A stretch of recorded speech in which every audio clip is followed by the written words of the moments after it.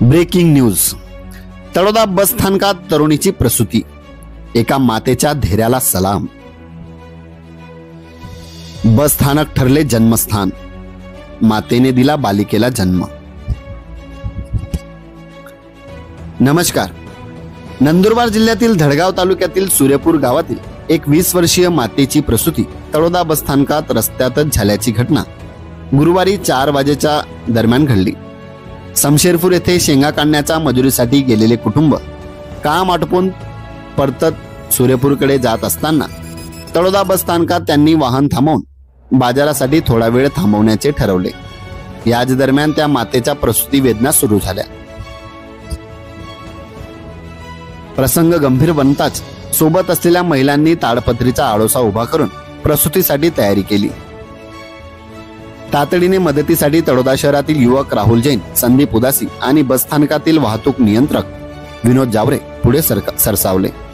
जावरे यांनी तात्काळ उपजिल्हा रुग्णालयाला संपर्क साधून 108 रुग्णवाहिकेला प्राचारण केले। महिलेची प्रसूतीचे कळतात मी 108 ला फोन लावून आरोग्य यंत्रणा मागवली आणि पुढील व्यवस्था केली।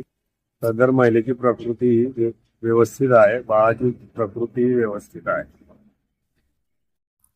अल्पावधीतच रुग्णवाहिका घटनास्थळी दाखल झाली।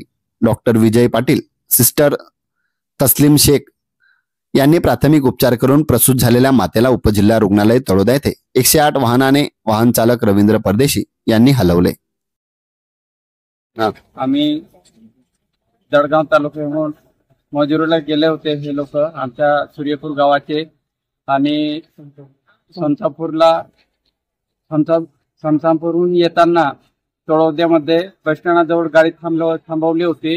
तिथं बाजारासाठी गेले होते काही लोक। त्यानंतर ही बाई तिथं पोटात दुखायला लागला आणि तिथं डिलिव्हरी झाली। सध्या माता आणि नवजात बाळाची प्रकृती स्थिर असून त्याच्यावर योग्य उपचार सुरू आहेत, अशी माहिती रुग्णालय प्रशासनाने दिली आहे।